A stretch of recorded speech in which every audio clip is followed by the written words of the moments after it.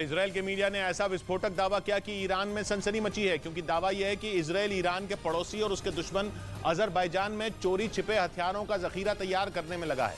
और अजरबैजान को हथियारों की यह सप्लाई आज से नहीं बल्कि कई साल से चल रही है और बेरोक-टोक चल रही है, जिसका एक ही मतलब है कि इजराइल और ईरान की जंग अब दूर नहीं। वैसे भी अजरबैजान इजराइल से अब तक उसकी बैलिस्टिक मिसाइलों से लेकर एयर डिफेंस सिस्टम और ड्रोन तक खरीद चुका है।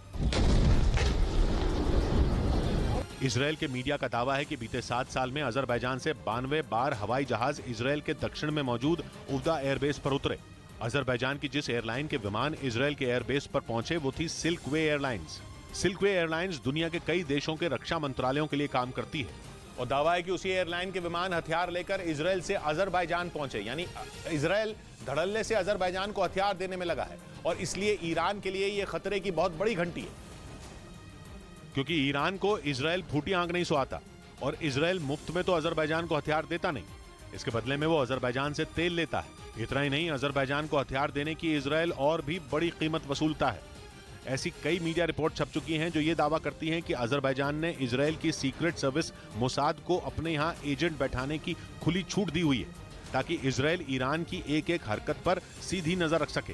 क्योंकि भले ही ईरान और इजराइल एक दूसरे के कट्टर दुश्मन हैं, लेकिन दोनों पड़ोसी नहीं हैं। यहीं पर पिक्चर में अजरबैजान आता है, क्योंकि ईरान की अजरबैजान से भी नहीं बनती, लेकिन इजराइल और अजरबैजान के रिश्ते काफी अच्छे हैं। इसलिए ईरान में हड़कंप मचा है, क्योंकि अजरबैजान ईरान का पड़ोसी है। ईरान को इस बात का डर है कि इजराइल अजरबैजान को हथियार सप्लाई करके उसके पड़ोस में अपना हथियार डिपो बनाने में जुटा है, ताकि इजराइल अजरबैजान के रास्ते कभी भी ईरान पर हमला बोल सके। वैसे भी इजराइल 2 हफ्ते पहले खुल्लम खुल्ला ऐलान कर चुका है कि ईरान जैसा लातों का भूत बातों से नहीं मानने वाला, इसलिए उसके होश ठिकाने लगाने का सिर्फ एक ही रास्ता है और वो है जंग।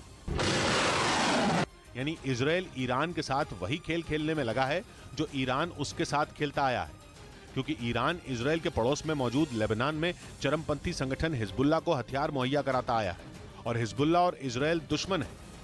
इधर तेलंगाना के हैदराबाद में वाईएसआर तेलंगाना पार्टी के अध्यक्ष वाईएस शर्मिला को पुलिस ने हिरासत में ले लिया। वहां वो महिलाओं के खिलाफ अपराधों का विरोध कर रही थी और इसी दौरान पुलिस ने उन्हें हिरासत में ले लिया। इसके बाद तो वहां हंगामा ही शुरू हो गया। उनकी पार्टी के नेता पुलिस की गाड़ी के सामने ही बैठ गए, जिन्हें पुलिस ने जबरन वहां से हटाया और फिर वो वाईएसआर तेलंगाना पार्टी की अध्यक्ष वाईएस शर्मिला को अपने साथ ले गई, जो मुंह पर काली पट्टी बांधकर राज्य सरकार के खिलाफ प्रदर्शन कर रही थी। उधर श्रीलंका की राजधानी कोलंबो में सैकड़ों छात्रों ने सरकार के खिलाफ जोरदार प्रदर्शन किया। यूनिवर्सिटी के छात्र सरकार से अपने वादे पूरे करने की मांग करते हुए सड़कों पर उतरे, जिन्हें हटाने के लिए पुलिस ने भी पूरी तैयारी कर रखी थी। पहले तो प्रदर्शनकारी छात्रों के खिलाफ पानी की बौछार का इस्तेमाल किया गया। इसके बाद छात्रों को भगाने के लिए आंसू गैस के गोले छोड़े गए। प्रदर्शन कर रहे छात्रों की मांग है कि सरकार अपने वादे पूरे करे और स्थानीय स्तर का चुनाव कराए। इसके अलावा यूनिवर्सिटी छात्र संगठन के गिरफ्तार लोगों को रिहा करने की भी मांग की गई। श्रीलंका में महीनों से छात्रों की ओर से इसी तरह का प्रदर्शन जारी है।